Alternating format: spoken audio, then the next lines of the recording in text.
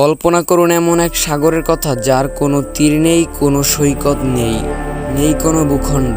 চারদিকে শুধু অথই জলরাশি, আর তার ঠিক মাঝখানে ভাসছে এক বিশাল সোনালী জঙ্গল, যেখানে শত শত বছর ধরে হারিয়ে গেছে অসংখ্য জাহাজ, আর নাবিকরা তৃষ্ণায় মারা গেছে চারদিকে জলের মধ্যে থেকেও।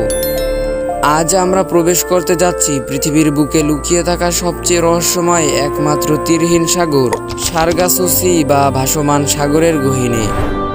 আমাদের এই পরিচিত পৃথিবীতে প্রতিটি সাগরেরই একটি নির্দিষ্ট সীমানা থাকে, যা কোনো না কোনো দেশের স্থলভাগে স্পর্শ করে। কিন্তু আটলান্টিক মহাসাগরের ঠিক মাঝখানে অবস্থিত এই সার্গাসো সাগরের কোনো পার নেই। এটি ঘেরা আছে সমুদ্রের চারপাশের 4টি প্রবল স্রোত দিয়ে, আর এই স্রোতের কারণেই সাগরের মাঝখানের এই বিশাল অংশটি একদম স্থির, শান্ত এবং রহস্যময়।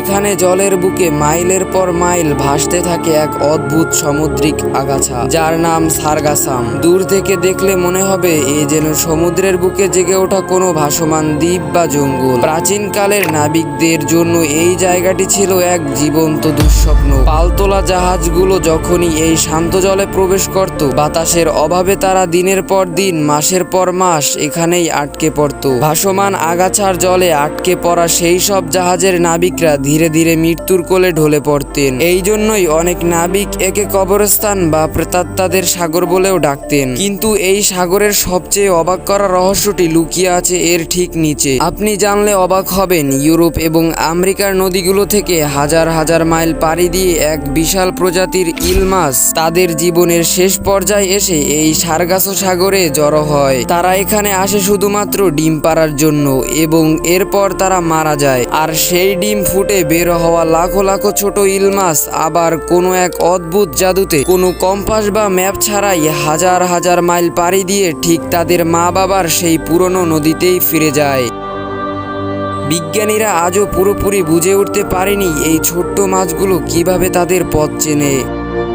প্রকৃতির এই অবিশ্বাস্য এবং রহস্যময় খেলা যদি আপনাকেও এই মুহূর্তে অবাক করে থাকে, তাহলে আর দেরি না করে এখনই ভিডিওটিতে একটি লাইক দিয়ে চ্যানেলটি সাবস্ক্রাইব করে রাখুন, কারণ আমাদের এই অদ্ভুত পৃথিবীর এমন আরও অনেক গায়ে কাটা দেওয়া রহস্য আমরা উন্মোচন করতে যাচ্ছি লজিক মোডের আগামী ভিডিওগুলোতে। শুধু তাই নয়, এই ভাসমান জঙ্গল অসংখ্য সামুদ্রিক প্রাণীর এক নিরাপদ আশ্রয়স্থল। তবে দুঃখজনক হলেও সত্যি, বর্তমানে মানুষের সৃষ্টি করা প্লাস্টিক বর্জ্য সমুদ্রের স্রোতে ভেসে এই শান্ত সাগরে এসে জমা হচ্ছে, যা একে পরিণত করছে এক বিশাল ভাসমান ডাস্টবিনে। যে সাগর একদিন নাবিকদের মনে ভয় ধরাতো, আজ সেই সাগরই ধুঁকছে। প্রকৃতির প্রতিটি রহস্যই আমাদের নতুন কিছু শিখায়। সার্গাসো সাগরের এই ভাসমান জঙ্গল কি টিকে থাকবে, নাকি ধীরে ধীরে হারিয়ে যাবে প্লাস্টিকের নিচে?